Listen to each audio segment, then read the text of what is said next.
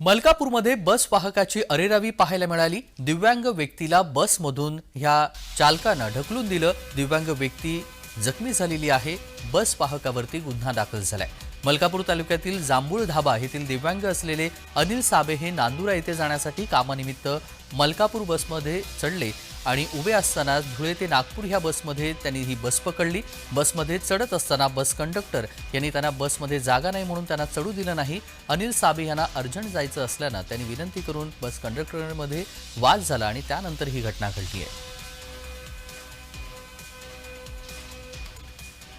नागपूर गाडी आली, त्या गाडीत कशामशा करून चढलो तर कंडक्टर म्हणाला दुसऱ्या गाडीने या गाडीमध्ये गर्दी आहे। मी म्हटलं सर मी 2-3 गाड्या जाऊ दिल्या आहे, मला जाऊन परत येणे आहे, पुन्हा मी जांभूळ धाब्याचा आहे।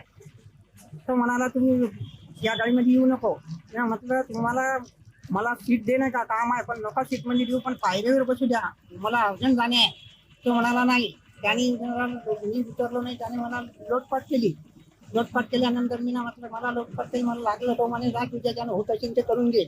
म्हटलं मी रिपोर्ट देतो। आणि या सगळ्या संदर्भात सविस्तर माहिती जाणून घेऊया। प्रफुल्ल खंदारे आपले प्रतिनिधी बुलढाण्यामधून जोडले गेलेले आहेत। प्रफुल्ल, हा बसमधला धक्कादायक प्रकार आहे। बस वाहकाने एका दिव्यांग व्यक्तीला ढकललं आणि त्या जखमी झालेले आहेत। कधीचा प्रकार आहे आणि या प्रकारानंतर पोलिसांनी काय कारवाई केली आहे? नक्कीच अत्यंत धक्कादायक हा संपूर्ण प्रकार या ठिकाणी म्हणावा लागेल, कारण की अशा पद्धतीने दिव्यांगासोबत सर्वसामान्य नागरिकही कधी वागत नाही। आणि बसमध्ये त्याची विनंती त्यांनी बस चालकाला मलकापूरवरून आंध्राकडे जाण्याकरता केली होती। आधीच त्यांनी 3 बस या आधी सुद्धा जाऊ दिल्या होत्या गर्दी असल्या कारणानं, आणि तिसऱ्या बसमध्ये जेव्हा हा चढायचा प्रयत्न करत त्या बसमध्ये बस वाहकाने त्याला प्रवेश दिला नाही आणि अक्षरशः त्याला बसमधून चढत असताना ढकलून दिल्याने तो जो दिव्यांग व्यक्ती आहे अनिल साबे नामक तो पडला, त्याला जखमा देखील झाल्या।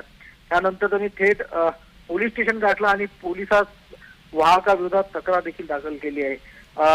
अपंग व्यक्तीचे अधिकार अधिनियम 2016 आणि कलम 92 अंतर्गत या बस वाहकाविरोधात गुन्हा दाखल करण्यात आलाय खरा, मात्र आता एसटी प्रशासन असेल किंवा पोलीस प्रशासनाकडून या संपूर्ण प्रकरणात काय नेमकी कारवाई केली जाते त्याकडे सगळ्यांचे लक्ष लागून आहे। त्याच्यात अशा पद्धतीनं सर्वसामान्य नागरिक देखील अपंग व्यक्तीसोबत वागत नाहीये।